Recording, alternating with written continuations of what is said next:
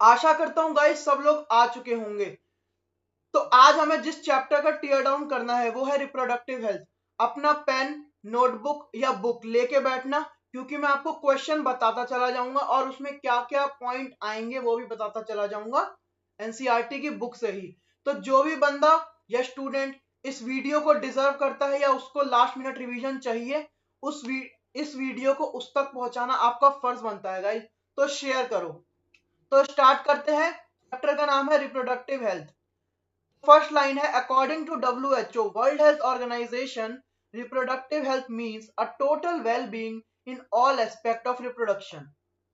WHO की मानी जाए तो वो आदमी रिप्रोडक्टिवली हेल्दी है जो इन सारे एस्पेक्ट पर खड़ा उतरता है। वो चार एस्पेक्ट कौन कौन से हैं? Physical, emotional, behavioural and social. तो नेक्स्ट पैराग्राफ में आ जाओ।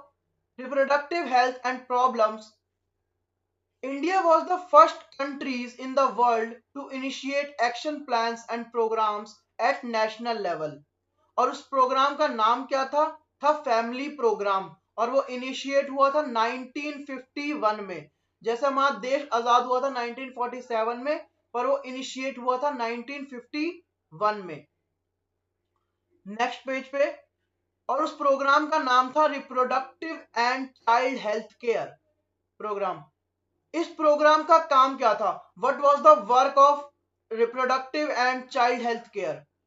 Creating awareness among people, various related aspect and providing facility and support for building up reproductive healthy society. इसका मतलब है कि reproductive and child health care का काम था कि वो अवेयरनेस फैलाए लोगों के बीच में और फैसिलिटीज प्रोवाइड कराए, जिसके कारण हम लोग एक हेल्दी सोसाइटी बिल्ड कर पाए। और वो ये काम करते थे हेल्प ऑफ ऑडियो विजुअल, मतलब रेडियो से, या प्रिंट मीडिया मतलब न्यूज़पेपर या बुक्स या मैगजीन से।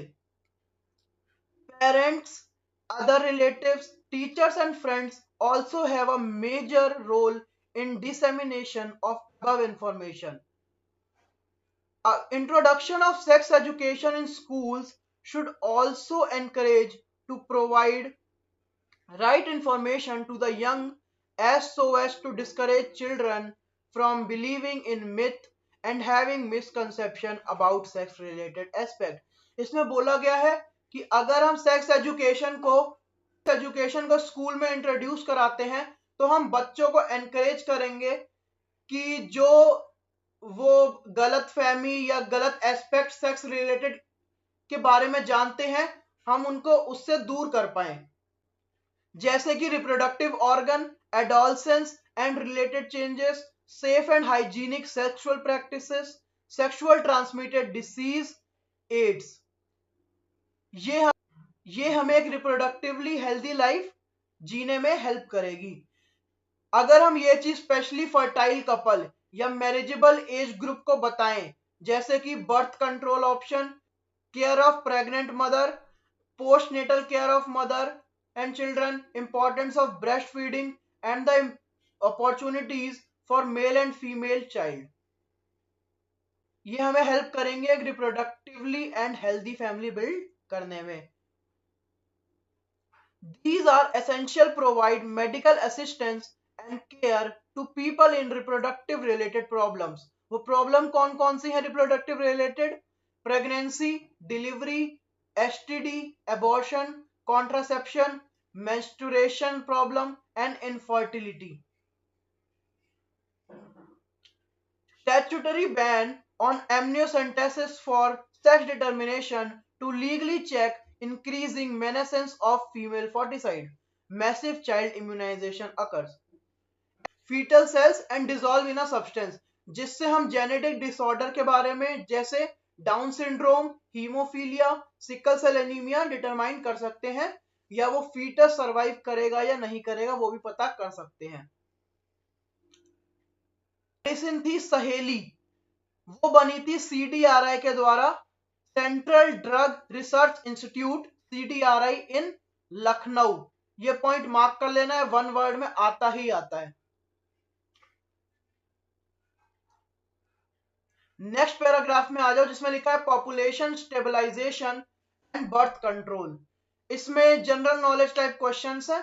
जिन 100 में वर्ल्ड की पॉपुलेशन अराउंड 2 बिलियन थी और यही रॉकेट हो गई 2000 6.2 बिलियन, और उसके बाद 2011 में जो रिपोर्ट आई उसमें हो गई थी 7.2 बिलियन। और वैसे ही इंडिया की भी 1947 तक ये थी 350 मिलियन, और उसके बाद 2000 तक ये हो गई 1 बिलियन, और 2011 तक ये है 1.2 बिलियन। और ये पॉपुलेशन इतनी जल्दी बढ़ कैसे रही है? क्योंकि rapid decline in death rate, maternal mortality rate and infant mortality rate. Maternal mortality rate होता क्या है? जब मां बच्चा पैदा करने के बाद मर जाती है, और इन्फेंट मोर्टेलिटी रेट होता है जब बच्चा पैदा होते ही मर जाता है। अगर इसी तरीके से पॉपुलेशन बढ़ती रही तो जो हमारी जनरल नीड के सामान है वो खत्म होते जाएंगे, जैसे कि फूड, शेल्टर, क्लोथिंग। इससे बचने के लिए इंडिया में बहुत सारे एडवर्टाइजमेंट भी रन किए गए, जिसमें से एक एडवर्टाइजमेंट था जिसमें पेरेंट्स और उनके 2 बच्चे विद अ स्लोगन डाला गया था, वो था हम दो हमारे दो। या कुछ अर्बन एरियाज में एक और स्लोगन डाला गया था, 1 चाइल्ड नॉर्म, मतलब एक चाइल्ड ही रखना है। और थर्ड पॉइंट है, जो मैरिजेबल एज है फीमेल की वो कर दी गई थी 18 ईयर्स एंड मेल की थी 21 ईयर्स, जो अब चेंज हो चुकी है, फीमेल की हो चुकी है 21 ईयर्स और मेल की 24 या 25 है। पर हमें यही लिखना है कि 18 ईयर्स फीमेल की है और 21 ईयर्स मेल की है। अब नेक्स्ट क्वेश्चन बनता है कि आइडियल कॉन्ट्रासेप्टिव कैसा होना चाहिए? वो होना चाहिए user friendly, easily available, effective and reversible, और उसके कोई साइड इफेक्ट भी नहीं होने चाहिए, और वो सेक्सुअल ड्राइव से भी इंटरफेयर नहीं करना चाहिए। ठीक है, ये सारे 4-5 पॉइंट है। ये 3 मार्क्स के क्वेश्चन में या 5 मार्क्स के क्वेश्चन में कभी कभार पूछ लिया जाता है, तो ये तो जनरल नॉलेज है, तो आपको भी पता होगी। तो नेक्स्ट पे आ जाओ। जो ये कॉन्ट्रासेप्टिव है ये ब्रॉडली डिस्ट्रीब्यूटेड है कैटेगरीज में, और वो कैटेगरीज कौन कौन सी है? पहला है नेचुरल एंड ट्रेडिशनल, दूसरा है ओरल कॉन्ट्रासेप्टिव, सेकंड है आईयूडीज, फोर्थ है बैरियर मेथड, फिफ्थ है इंजेक्टेबल्स एंड सिक्स्थ है सर्जिकल मेथड्स। तो पहले हम पढ़ेंगे नेचुरल मेथड। नेचुरल मेथड में भी 3 आते हैं। फर्स्ट है पीरियोडिक एब्स्टिनेंस, सेकेंड है withdrawal and coitus interruption, third है लैक्टेशन एमोनोरिया। बात करते हैं फिर पीरियोडिक एब्स्टिनेंस की।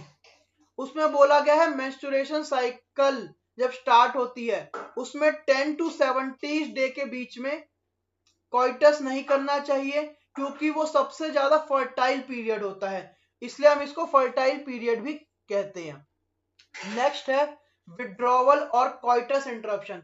इसके नाम से ही पता चल रहा है कि इसमें विड्रॉ की बात कर रहे हैं, मतलब निकालने की बात कर रहे हैं। ठीक है, तो इस मेथड में होता है कि male partner withdraw his penis from the vagina just before ejaculation. Lactation amenorrhea में होता क्या है? जब पार्चुरेशन हो जाता है, बच्चा पैदा हो जाता है, तो एक ब्रेस्ट फीडिंग टाइम होता है जिसमें मेंस्ट्रुएशन साइकिल नहीं होती है। तो उस समय सबसे कम चांस होते हैं वापस वुमेन के प्रेग्नेंट होने के। तो इसमें इंग्लिश में क्या लिखा गया? Method is based on the fact that ovulation and therefore the cycle do not occur during the period of intense lactation after following parturition. Mother breast feed the child fully, chance of contraception are nil, but और ये maximum period जो इसका होता है वो है 6 month का, और इसके चांसेस ऑफ फेलियर थोड़े ज्यादा होते हैं। नेक्स्ट है बैरियर मेथड। अब बैरियर मेथड से आपको क्या पता चल रहा है? हम दोनों की मीटिंग्स को रोक रहे हैं। इसमें होता है कि हम female ovum and mail sperm की फिजिकल मीटिंग से रोकते हैं। उसमें फर्स्ट है condoms. Condoms are the barrier of thin rubber and latex sheets that are used to cover the penis in the male on the vagina and cervix in the female. just before the coitus so that ejaculated semen would not enter into the female reproductive tract. और जो सबसे famous और popular brand है वो है निरोध. Condom not only protect from pregnancy, it also protect us from STI, sexual transmitted infections, and AIDS. Both the male and the female condoms are disposable and can be self-inserted and thereby giving privacy to the users. और second है diaphragm, cervical caps and vaults. ये भी barrier method है, रबड़ के बने होते हैं, पर ये इंसर्ट होते हैं फीमेल रिप्रोडक्टिव ट्रैक्ट में, जिससे blocking the entry of sperm through the cervix. They are also reusable. Spermicidal creams, jellies, and foams are usually, along with these barriers, are used to increase their contraceptive efficiency.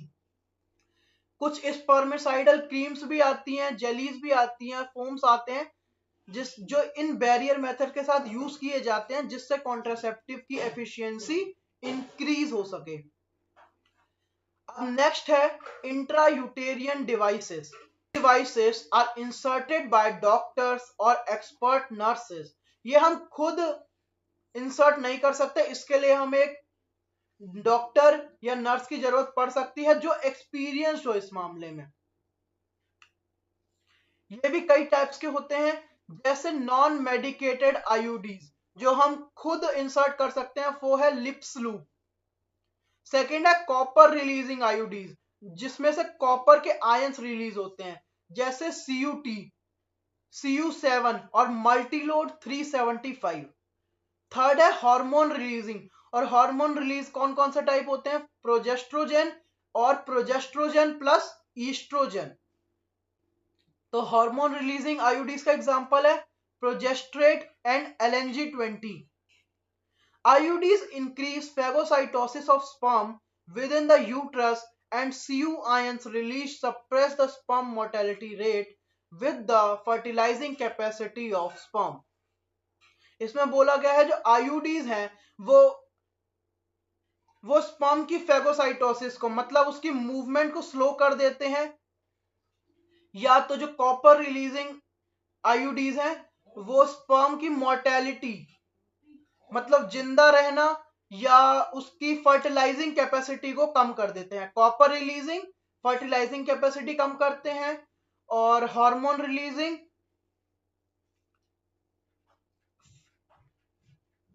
Uterus को अनकेपेबल बना देते हैं sperm की fertilisation occur करने के लिए. ठीक है, इस लाइन में यही लिखा है, make the uterus unsuitable for implantation and cervix hostile to the sperm. Next आता है ओरल एडमिनिस्ट्रेशन. अब ओरल एडमिनिस्ट्रेशन से पता चलता है कि हमें वो पिल्स होंगी या गोली होंगी जो हमें खानी है. तो small doses of either progestogen और progestogen and estrogen combination is the another contraceptive method used by the females. ठीक है, they are used in the forms of tablet, जिसको हम पिल्स भी कहते हैं. ये daily for the 21 period of days लेनी पड़ती है मेंस्ट्रुएशन साइकिल के बाद, और after a gap of 7 days it has to be repeated in the same pattern till the female desire to prevent conception. और 21 डेज के लेने के बाद फिर से 7 दिन का गैप लेके फिर से ये गोली स्टार्ट करनी पड़ती है, जब तक कि वुमेन को वो प्रेगनेंसी नहीं चाहिए होती. ये जो पिल्स है वो inhibit ovulation and implantation as well as alter the quality of cervical mucus to prevent retard entry of sperm. जो ये पिल्स हैं वो फीमेल के यूट्रस को एक इस तरीके से बना देती है या सर्विकल को इस क्वालिटी में कर देती है कि वहां पे स्पर्म जाके फर्टिलाइज हो ही ना पाए. तो जो मैंने ऊपर एक दवाई बताई थी सहेली, वो कहां पे बनी थी? CDRI लखनऊ में. ये होती है कंटेन अ नॉन स्टीरॉइडल प्रिपरेशन, मतलब इसमें कोई स्टीरॉइड नहीं होता, और ये हमें वीक में बस एक बार लेनी होती है और इसके बहुत कम साइड इफेक्ट होते हैं। Progesterone alone or the combination of estrogen can be used by the females as a injection or implant under the skin. Progesterone अकेला या प्रोजेस्ट्रोजन के साथ ईस्ट्रोजन को इंजेक्ट किया जाता है फीमेल्स में, या इम्प्लांट भी किया जाता है अंडर द स्किन। और IUDs with in 72 hours of coitus have been found very effective as the contraceptive method to use to avoid possible pregnancy due to rape, casual, unprotected intercourse. Progesterone या progesterone के साथ oestrogen combination में या 72 hours of में अगर 72 hours में ली जाए तो वो वेरी इफेक्टिव रहेंगी, बहुत ज्यादा फायदेमंद रहेंगी अगर किसी रेप केस में या कैजुअल अनप्रोटेक्टेड इंटरकोर्स में फीमेल को प्रेगनेंसी से बचाने के लिए। नेक्स्ट मेथड होता है सर्जिकल मेथड, जिसको हम कहते हैं स्टरलाइजेशन। क्या कहते हैं? स्टरलाइजेशन। स्टेराइल का मतलब होता है वो आने वाले टाइम में या कभी भी प्रेगनेंसी बियर ही नहीं कर पाएंगे। तो जो मेल में होती है वो होती है वासेक्टोमी, और जो फीमेल में होती है वो होती है ट्यूबेक्टोमी। अब वासेक्टोमी कैसे कह रहा हूं मैं, क्योंकि ये होती है वासा डिफरेंस में, और वासा डिफरेंस कहां पे मिलता है? वो होता है मेल्स में। और ट्यूबेक्टोमी कैसे कह रहा हूं? वो होती है फेलोपियन ट्यूब में, जो बस कहां पे मिलती है? फीमेल रिप्रोडक्टिव ट्रैक्ट में। यही लाइन एनसीईआरटी में नीचे भी लिखी गई होगी, block gamete transport and thereby prevent conceptions in male is called vasectomy, क्योंकि वासा डिफरेंस में होती है, और फीमेल में ट्यूबेक्टोमी क्योंकि ये फेलोपियन ट्यूब में होती है। तो अब ये पैराग्राफ छोड़ दो, डायरेक्ट लास्ट लाइन पे आ जाओ। इसके कारण कुछ इल इफेक्ट भी होते हैं, जैसे नोजिया, एब्डोमिनल पेन। नोजिया मतलब सांस लेने में प्रॉब्लम होना, एब्डोमिनल पेन पेट में दर्द होना, ब्रेक थ्रू ब्लीडिंग मतलब कभी कभार ब्लड आना, इनरेगुलर मेंस्ट्रुएशन ब्लीडिंग, और even a breast cancer could occur. पहले हम फिर से एक और बार ये वाला पार्ट रिवाइज कर लेते हैं, क्योंकि ये वाला क्वेश्चन ज्यादातर बनता है और हर साल बनता है। ठीक है, तो फर्स्ट मेथड कौन सा है? फर्स्ट मेथड है नेचुरल मेथड, जिसमें periodic abstinence, second withdrawal coitus, और इन लैक्टेशन एमेनोरिया। पीरियोडिक एब्स्टिनेंस में फर्टाइल पीरियड में इंटरकोर्स नहीं करना, विड्रॉवल में सीमेन इजैकुलेशन के पहले ही विड्रॉ कर लेना है मेल को, लैक्टेशन एमेनोरिया में प्रेगनेंसी के 6th मंथ तक बहुत ज्यादा प्रोडक्शन ऑफ मिल्क के कारण मेंस्ट्रुएशन साइकिल ऑकर नहीं होती है, जिसके कारण प्रेगनेंसी ऑकर नहीं होती है, और ये मैक्सिमम कब तक करता है? 6th मंथ तक। नेक्स्ट है बैरियर मेथड। बैरियर में कौन कौन से हैं? कॉन्डम सबसे फेमस ब्रांड कौन सा है? निरोध, और यूज्ड बाय मेल्स। और सेकंड है diaphragm, cervical caps and vaults, ये यूज्ड बाय फीमेल्स। और इसमें भी स्पर्मिसाइडल क्रीम्स आती हैं, जेलीज आती हैं, फोम्स आता है, जो इंक्रीज कर देता है कॉन्ट्रासेप्टिव की एफिशिएंसी को। नेक्स्ट है आईयूडीज, इंट्रायूटेरियन डिवाइसेस, जिसमें फर्स्ट है नॉन मेडिकेटेड आईयूडीज, होता है लिप्स लूप। सेकंड है कॉपर रिलीजिंग, वो होता है कॉपर टी, कॉपर 7 और मल्टीलोड 375। थर्ड है हार्मोन रिलीजिंग, वो है प्रोजेस्ट्रोजन LNG-20। नेक्स्ट है ओरल पिल्स, जो हमें 21 दिन तक लेनी होती है मेंस्ट्रुएशन साइकिल के बाद, और फिर से 7 दिन का गैप करके लेनी होती है, जब तक कि फीमेल को प्रेगनेंसी या नहीं चाहिए हो।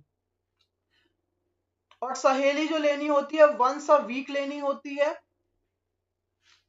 और अगर हम ये पिल्स 72 आवर्स के अंदर ले लें तो प्रेगनेंसी के चांस बहुत कम रहते हैं, और ये ज्यादातर यूज होती है रेप केस में या कैजुअल अनप्रोटेक्टेड इंटरकोर्स में। नेक्स्ट मेथड है सर्जिकल मेथड। सर्जिकल मेथड को हम कहते हैं स्टरलाइजेशन मेथड भी। इसमें जो मेल में होती है ये होती है वासेक्टोमी ये होती है वासा डिफरेंस में, जो होता है स्कॉट्रम में। सेकंड है फीमेल में, वो होता है ट्यूबेक्टोमी, क्योंकि होता है फेलोपियन ट्यूब में in the vagina of female. ठीक है, उसके बाद इसके बहुत सारे इल इफेक्ट होते हैं। वो होता है नोजिया, सांस लेने में problem, abdominal pain, breakthrough bleeding, irregular menstruation cycle, और even a breast cancer could occur.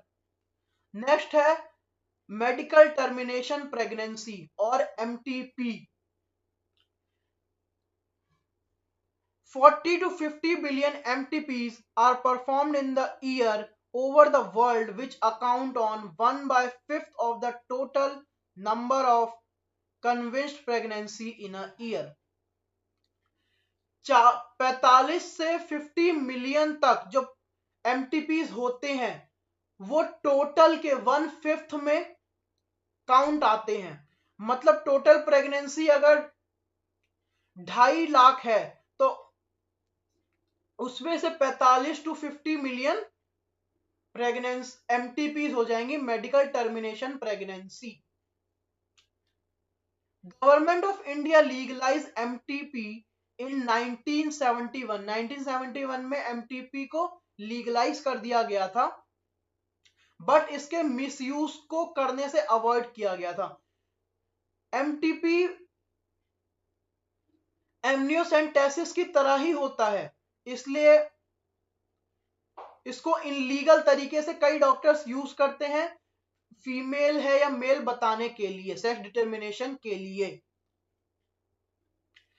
Casual unprotected intercourse और a failure of contraception used during the coitus और रेप।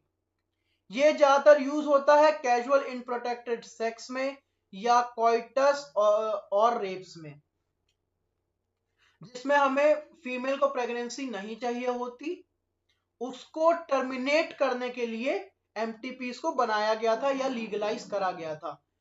अगर हम एमटीपी फर्स्ट ट्राइमेस्टर में करें यानी 12 वीक्स या 3 months के अंदर करें तो सबसे सेफ रहेगा।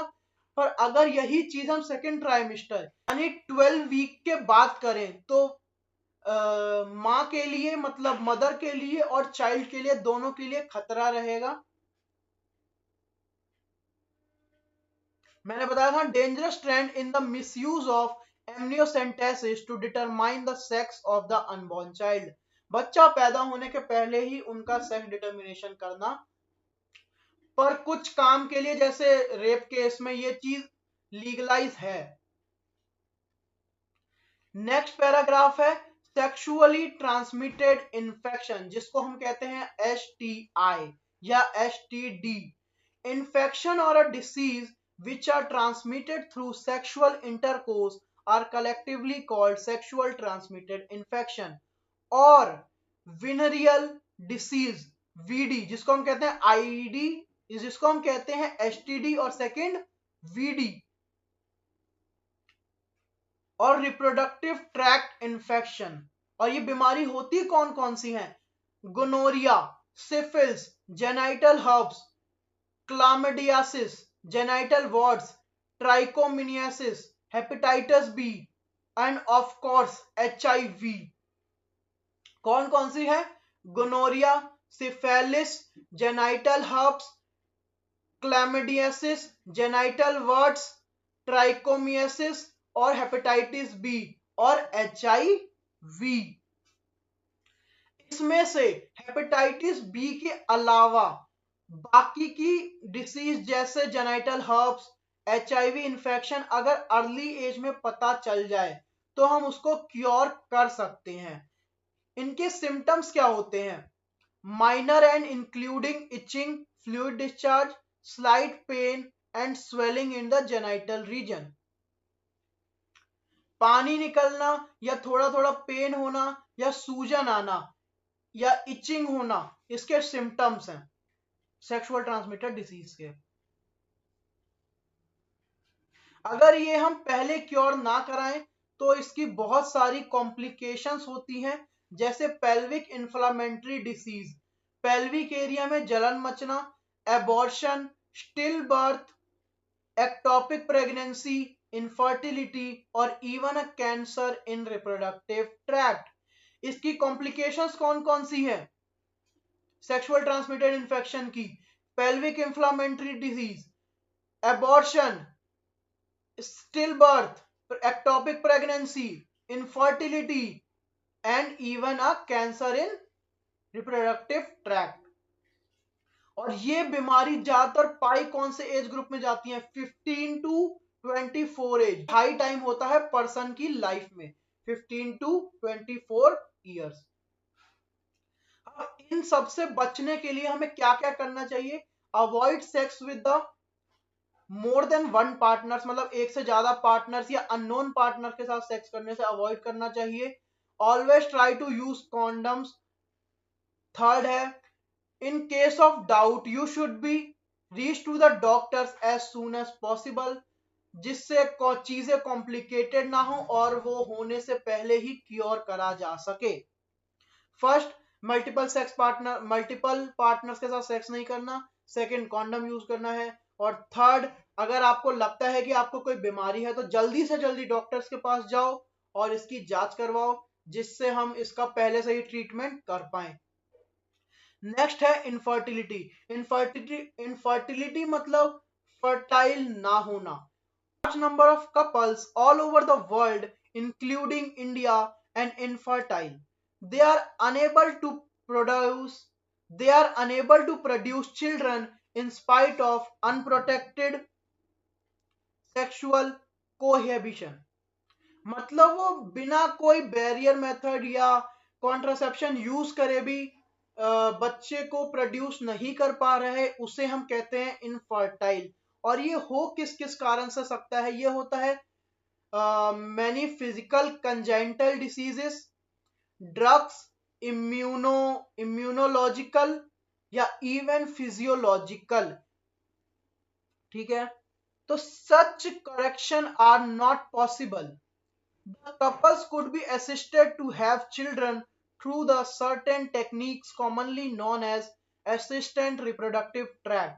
जो इनफर्टाइल कपल्स होते हैं उनके लिए कुछ टेक्निक्स होती हैं बेबी प्रोड्यूस करने के लिए, जिसको हम कहते हैं, जिसका मेडिकल टर्म्स में नाम है असिस्टेड रिप्रोडक्टिव टेक्नोलॉजी, ART। ठीक है, इसमें फर्स्ट आता है इन विट्रो फर्टिलाइजेशन, जो हम 6th क्लास में भी या शायद 8th क्लास में भी पढ़ा होगा। इसको हम एक और तरीके से टेस्ट ट्यूब बेबी भी कहते हैं, IVF। ठीक है, फॉलोड बाय एम्ब्रियो ट्रांसफर। ये शॉर्ट फॉर्म याद कर लो, ये मेरे पेपर में भी आई थी, तो मैं भी, और ये मेरे पेपर में किस तरीके से आई थी, इसमें पूछा गया था कि बताओ कौन कौन से आर्ट की टेक्निक्स हैं जो फीमेल द्वारा यूज की जाती हैं। तो क्या पता आप में आ जाए मेल के एस्पेक्ट में बताओ। तो इन सब की शॉर्ट फॉर्म हमेशा याद रखना, इसके क्वेश्चन जरूर आते हैं। एक क्वेश्चन आता है वो बैरियर मेथड से नेचुरल ट्रेडिशन, और सेकंड क्वेश्चन इसमें से आता है, और MTP में से एक क्वेश्चन आता है, और फोर्थ जनरल नॉलेज के क्वेश्चन आते हैं कि कॉन्ट्रासेप्टिव मेथड कैसे होने चाहिए, आइडियल कॉन्ट्रासेप्टिव कौन सी है। पर जो ग्रोथ रॉकेट हुई थी उसमें से बहुत कम क्वेश्चन बनते हैं, पर क्या पता कि असर्शन रीजन बन जाए, तो थोड़ा ध्यान देना। अगर ना हो तो एक और बार देख लेना, ज्यादा बड़ी वीडियोस नहीं होगी। तो स्टार्ट करते हैं एम्ब्रियो ट्रांसफर से। अब एम्ब्रियो ट्रांसफर से आपको पता चल ही रहा होगा कि हम एम्ब्रियो को ट्रांसफर करते हैं, इसको हम टेस्ट ट्यूब बेबी भी कहते हैं। The zygote or the early embryo with up to 8 blastomere can be transferred into the fallopian tube। Zygote या तो जाइगोट के अर्ली एज में जब वो 8 सेल का ब्लास्टोमियर बनता है, अगर उसको ट्रांसफर किया जाए फीमेल रिप्रोडक्टिव ट्रैक्ट में तो वो बनेगा जिफ्ट। पहला जाइगोट इंट्राफेलोपियन ट्रांसफर, मतलब जाइगोट को हमने फेलोपियन में ट्रांसफर किया, intrafallopian transfer. Embryo with more than 8 blastomere को करा जाए तो वो होता है इंट्रायूटेरियन ट्रांसफर। क्या होता है? इंट्रायूटेरियन ट्रांसफर। इसको कंफ्यूज मत कर जाना आईयूडी से, ठीक है। ये है आईयूटी, इंट्रायूटेरियन ट्रांसफर, जिस embryos further by in vivo fertilization, fusion of gametes with the female, also used to such transfer for assist those females who can not conceive। इसमें हम इन विवो फर्टिलाइजेशन में फीमेल से गैमेट लेते हैं जिसको हम दूसरी फीमेल में ट्रांसफर करते हैं, जिसको हम कहते हैं इन विवो फर्टिलाइजेशन। नेक्स्ट है गैमेट इंट्राफेलोपियन ट्रांसफर। अब गैमेट इंट्राफेलोपियन ट्रांसफर से समझ जा रहे होंगे कि हम इसमें गैमेट्स की बात करने वाले हैं। अब गैमेट्स मतलब मेल का गैमेट है स्पर्म, फीमेल का गैमेट है ओवम। हम इन दोनों को लेते हैं और आउटर एनवायरनमेंट में फर्टिलाइज कराते हैं और इसको एनवायरनमेंट देते हैं जिससे एक जाइगोट में ट्रांसफर हो सके। और नेक्स्ट है इंट्रासाइटोप्लाज्मिक स्पर्म इंजेक्शन। ये बस मेल में यूज होता है क्योंकि इसमें स्पर्म लिखा है, जिसमें हम मेल का स्पर्म को लेके डायरेक्ट फीमेल के रिप्रोडक्टिव ट्रैक्ट में इंजेक्ट करते हैं और वहां पे फ्यूज कराते हैं, ठीक है।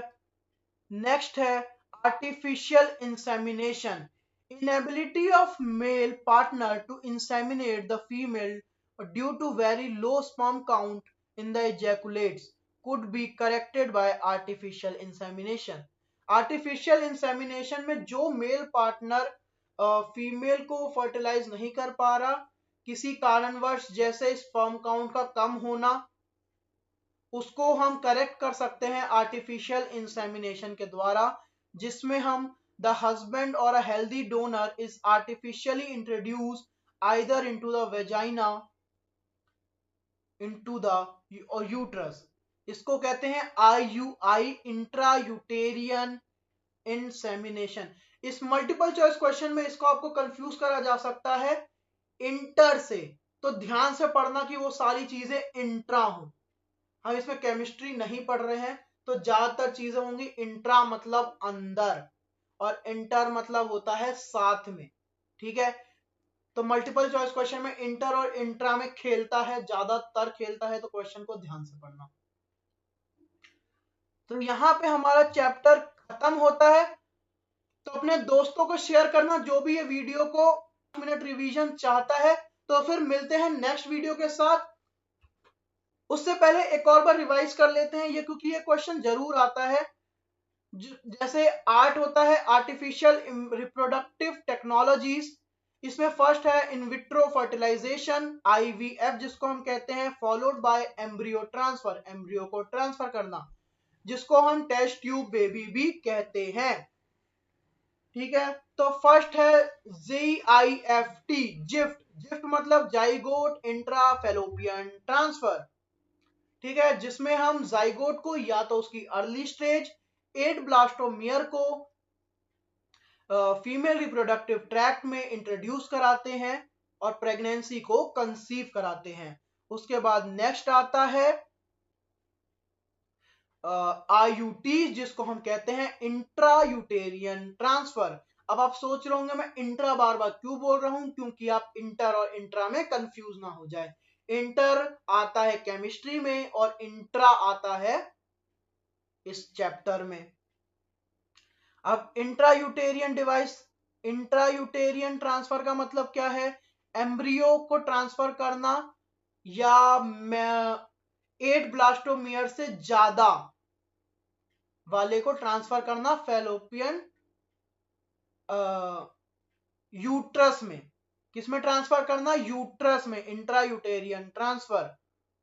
और GIFT में क्या था, जाइगोट इंट्राफेलोपियन ट्रांसफर। इसमें हमें यूट्रस में ट्रांसफर करना है इसलिए यूटेरियन आया है, इसमें फेलोपियन ट्यूब में ट्रांसफर करना है इसलिए फेलोपियन आया है। Embryo found by in vivo fertilization, जिसमें fusion of male gamete with the female gamete हम कराते हैं। नेक्स्ट है गैमेट इंट्राफेलोपियन ट्रांसफर यानी गिफ्ट, जिसमें हम another female who cannot produce one but can provide suitable environment for fertilization and further development.